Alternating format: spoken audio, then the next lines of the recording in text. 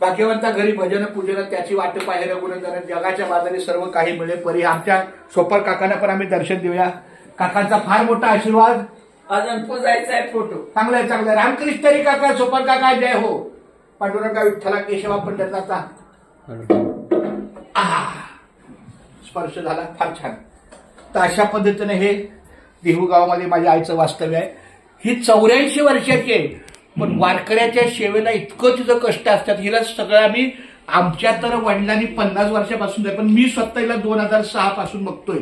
तसं तर 1990 साली माझी पहिली दिंडी झाली.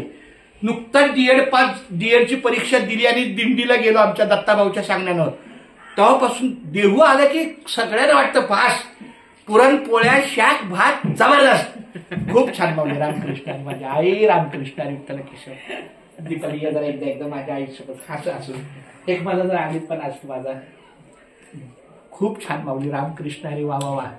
जशी आमची रेश्मा असं करते का काहीतरी काम ते माऊली. रामकृष्ण हरी.